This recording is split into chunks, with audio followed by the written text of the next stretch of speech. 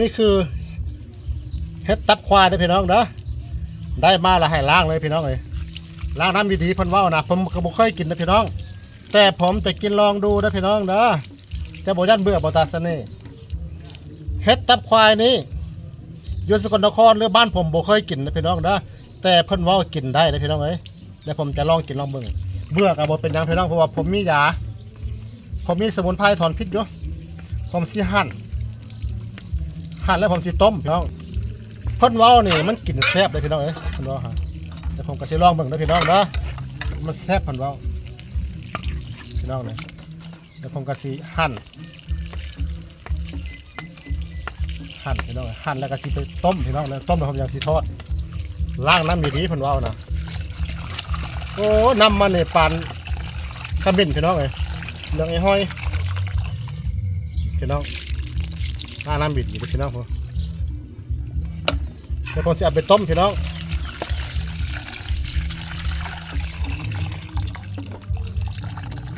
ผมบ่เคยกินเด้อผมสิลองเบิ่งแต่มันมีพิษหรือมันเบื่อผมกะฝนยากินพี่น้องเพราะผมมียาถอนพิษอยู่มียาดีพี่น้องผมจะฝนไว้ท่าผมสิกินเห็ดตัวนั้นลองเบิ่งเห็ดตับควายน่ะเพราะว่าผมบ่เคยกินมันมีพิษมันเบื่อบ่ถ้ามันเบื่อมันเมาผมก็สิกินยาตัวนี้เพราะยาตัวนี้มันถอนพิษเบื่อเห็ดได้นะพี่น้องเนาะผมจะเตรียมรอไว้เลยพี่น้องเพื่อมันมีอาการผมก็จะได้เฝ้ากินเพราะผมบ่เคยกินผมสิกินลองเบิ่งนะพี่น้องเนาะวันแล้วกันมาฝน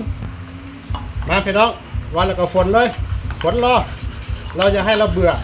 เราต้องฝนรอก่อนกินลองเบิ่งพี่น้องเอ้ย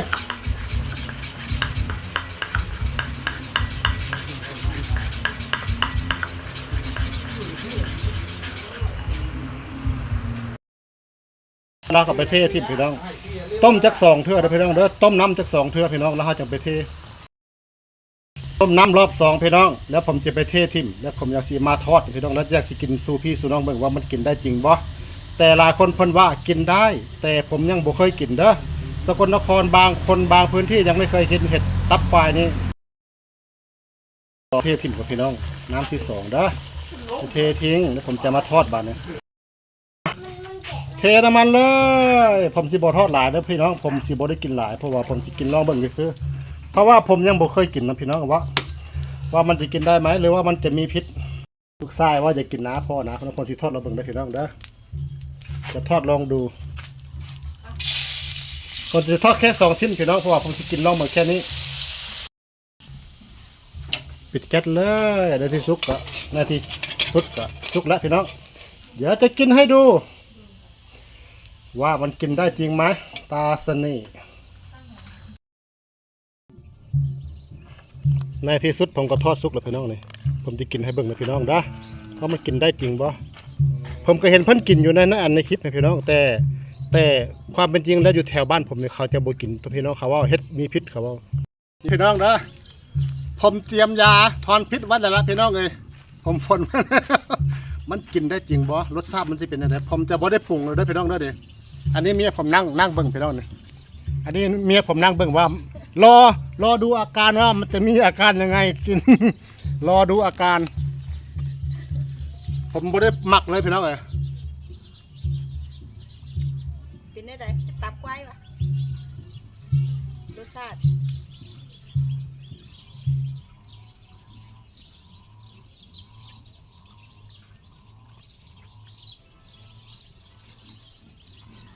คล้ายๆ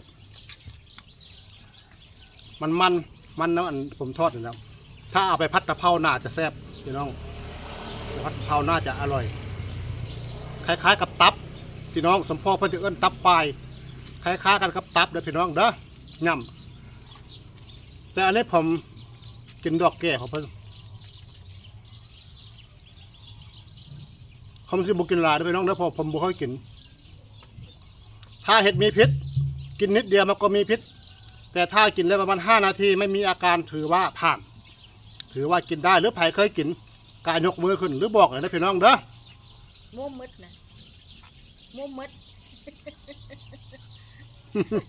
เมียนั่งรอดูอาการว่ากินได้ไหมจะเบื่อไหมบ่เฮิงถ้ามีพิษน่าจะมึนหัวเวียนหัวคืนไส้ เอาขอบคุณครับ